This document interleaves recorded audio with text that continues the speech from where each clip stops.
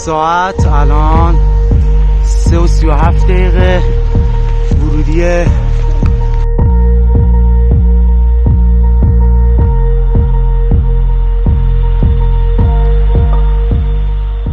13 جون 2025 کو تہران کے آسمانوں میں آگ بھڑ اٹھی جب اسرائیل نے 200 سے زیادہ فضائی حملے اور میزائل حملے کیے۔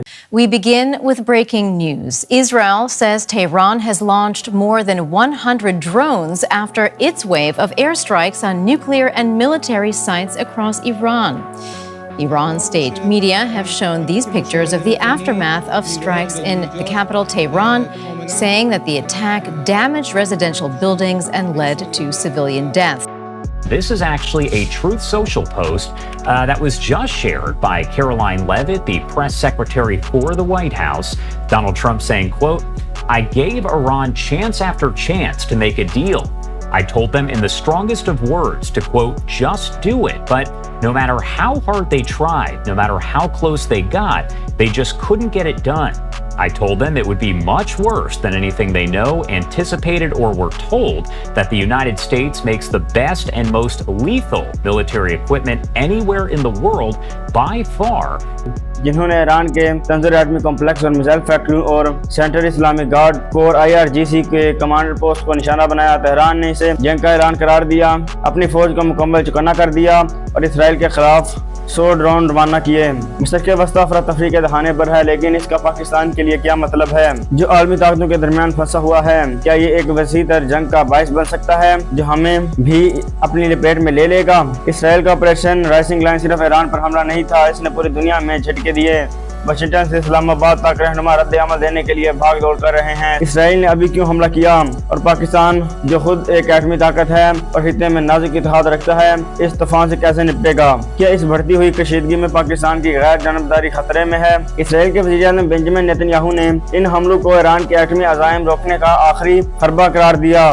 Moments ago, Israel launched Operation Rising Lion, a targeted military operation to roll back the Iranian threat to Israel's very survival.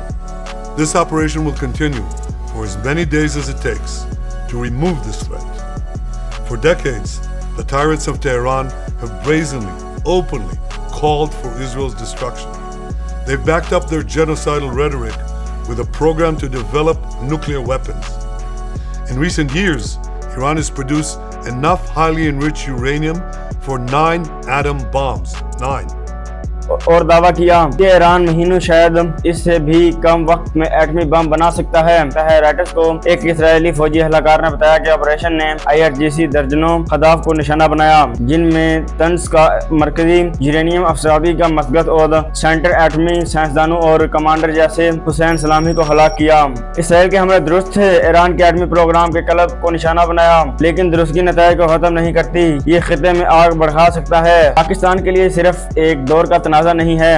المینک time نے خبردار کیا ہے کہ ایران اپنائے حرکت ہرمز کو بند کر سکتا ہے، جہاں سے دنیا کا 20% تیل گزرتا ہے۔ تیل کی قیمتوں میں اضافہ پاکستان کے پہلے سے دباؤ والی معیشت کو تباہ کر سکتا ہے، جہاں مہنگائی پہلے سے ہی عام شہریوں کو متاثر کر رہی ہے۔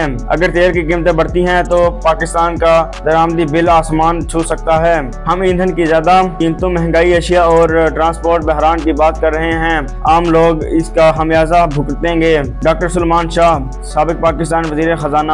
پاکستان کے ایران سے قریب سیکورٹی خدشات کو بھی بڑھاتی ہے، ایک وسیع تر تنازع خطے کو غیر مستحکم کر سکتا ہے، جس سے پاک ایران سرحد پر اکثریت پسند گروپوں کو تقویت مل سکتی ہے۔ لیکن ایک مثبت پہلو بھی ہے، جیسا کہ مشاہد نے ایکس پوسٹ پر نوٹ کیا، پاکستان کی ایٹمی صلاحیت اسے اس طرح کی جارحیت سے بچاتی ہے۔ کیا یہ بحران پاکستان کو اپنی دفاعی طاقتوں کو مزید مضبوط کرنے پر مجبور کرے گا؟ کیا پاکستان ایران کے ساتھ یکجہتی اور سعودی عرب اور متحدہ عرب امارات جیسے اقتصادی شراکت داروں سے تعلقات کے ساتھ متوازن رکھ سکتا ہے؟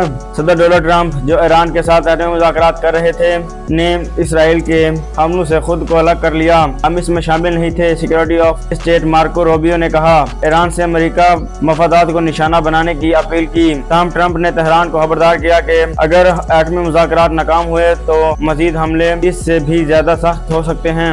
वो ईरान के साथ मुआहिदा चाहता है, लेकिन इसराइल के इक़दामात इसे पटरी से उतार सकते हैं। अगर ईरान अमेरिकी अड्डू पर हमला करता है तो अमेरिका एक ऐसी जंग में घस सकता है जो वो नहीं चाहता। जो नाथन एनक्यू साबिक अमेरिकी इंटेलिजेंस एहलकार, पाकिस्तान के लिए ये अहम है। खलीज में अमेरिका अड्डे जैसे कतर और बहरीन में ईरान के मिसाइल की रेंज में हैं। अगर ईरान जवाबी हमला करता है तो पाकिस्तान पर सलासी का दबाव पड़ सकता है। यह बढ़तर ये खित्ते के तनाव के लिए एक मैदान बन सकता है। इस्लामाबाद पावर और तनाज़े में कैसे फंसने से बचेगा। पाकिस्तान अमेरिका और ईरान के दरमियान सलासी करके एक वसीतर जंग को रोक सकता है। ईरान के इत्तेहादी हरकत में आ रहे हैं। हिजबुल्लाह हाल ही में इसराइल के साथ जंग बंदी के बावजूद हमले दोबारा शुरू कर सकती है। यमन के हौथी जिन्होंने बहीरा अहमर पर हमले रोके थे, इन्हें दोबारा शुरू कर सकते हैं। आलमी तिजारत को मुतासर करते हुए इराक की ईरान की हमायत याफ्ता मलेशिया अमरीकी अड्डों को निशाना बनाने के लिए तैयार हैं।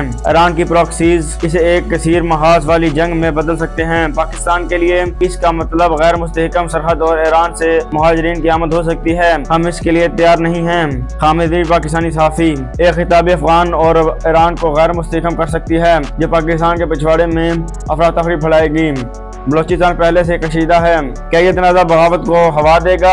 और अगर ईरान की इत्तेहादी शिद्दत इख्तियार करते हैं तो क्या पाकिस्तानी फौज फैल जाएगी? क्या पाकिस्तान अपनी सरहदों पर एक खिताबी जंग के नताइज के लिए तैयार है?